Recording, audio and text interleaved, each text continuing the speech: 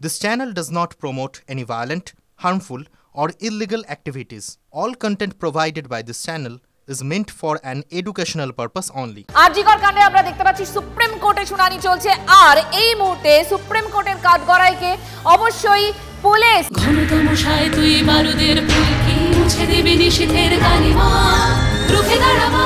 একজন মা হয়ে বলছি, সফল জীবনের জন্য যেমন চাই মজবুত হয়ে ওঠা শিক্ষা, মজবুত চুলের জন্য তেমনই চাই Alopex long and strong hair oil. Kolkata police এবং কলকাতা পুলিশের দিকে একাধিক প্রশ্ন তুলেছে সুপ্রিম কোর্ট। শীর্ষ আদালতের কাঠগড়ায় তাই লালবাজার। কলকাতা পুলিশকে একেবারে তুলোধনা করেছেন বিচারপতিরা। তিলোত্তমা খুনের দিন পুলিশের ভূমিকা নিয়ে একাধিক প্রশ্ন তুলেছেন দেশের সর্বোচ্চ আদালত। 30 বছরে এরকম দেখিনি বলেছেন জাস্টিস পারদিওয়ালা।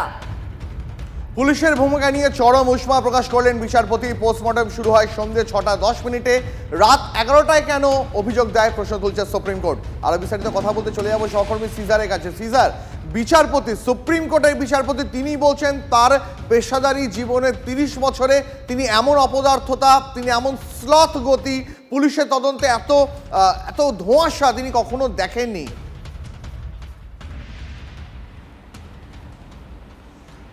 অবশ্যই আজকে শীর্ষ আদালতে বিচারপতির এই পর্যবেক্ষণ বা এই মন্তব্য অত্যন্ত অস্বস্তিকর অবস্থায় ফেলে দিল কলকাতা পুলিশকে।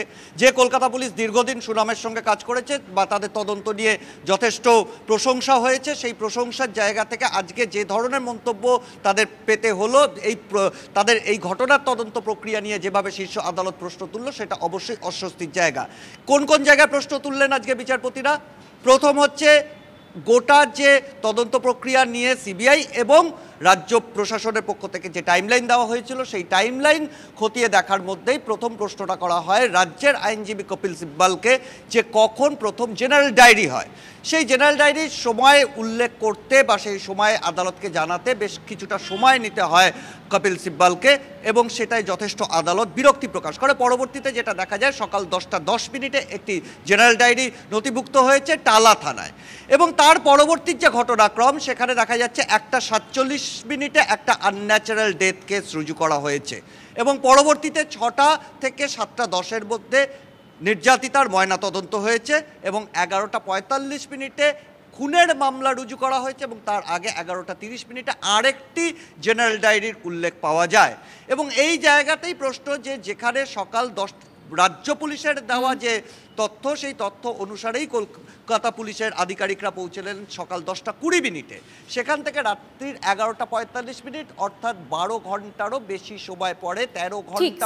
ঠিক, তার মানে অনেকগুলো অসঙ্গতি রয়েছে, এবং কলকাতা পুলিশের কোট আনকোট এই অপদার্থতাই আরো একবার চোখে আঙুল দিয়ে সুপ্রিম কোর্ট দেখিয়ে দিয়েছে। এই মুহূর্তে এই তদন্ত চলছে, সিবিআই করছে তদন্ত। কলকাতা পুলিশের সম্পর্কে এই যে পর্যবেক্ষণ দেশের সর্বোচ্চ আদালত, এরপর কি কোন রকম গাইডলাইন কি তারা বেঁধে দিতে পারে? কি হতে পারে সিজার? দেখো, সেটা এখনো স্পষ্ট নয়, যেহেতু এর পরবর্তী শুনানিতে কলকাতা পুলিশের এই তদন্তের সঙ্গে সংযুক্ত কোনো সিনিয়র অফিসারকে, সেখানে সবথেকে বেশি সম্ভাবনা রয়েছে কলকাতা পুলিশের বর্তমান যিনি গোয়েন্দা প্রধান রয়েছেন, যিনি অতিরিক্ত পুলিশ সুপার মুরলীধর, যিনি নিজে জয়েন্ট সিপি ক্রাইমে অর্থাৎ গোয়েন্দা প্রধানের ভূমিকাও সামলাচ্ছেন এবং প্রথম থেকে শেষ অবধি এই তদন্তের সঙ্গে সম্পূর্ণভাবে সংযুক্ত রয়েছেন।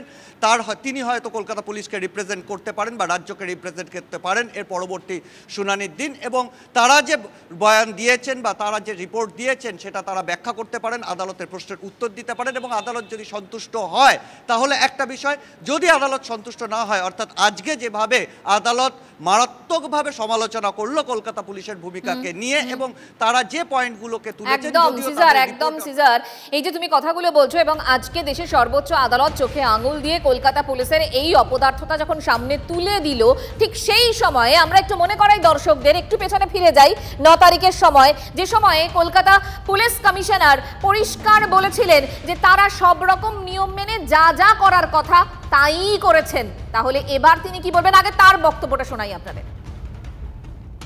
What has Calcutta police not done?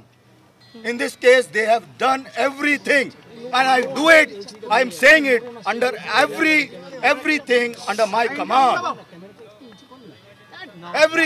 My men have worked day and night to detect this case.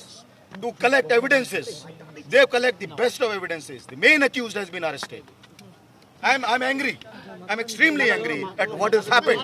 Sir, is there Why? any case of the We have not done anything wrong. I'm telling you from my core of my heart, from every member of the team, that we have not tried to save anyone.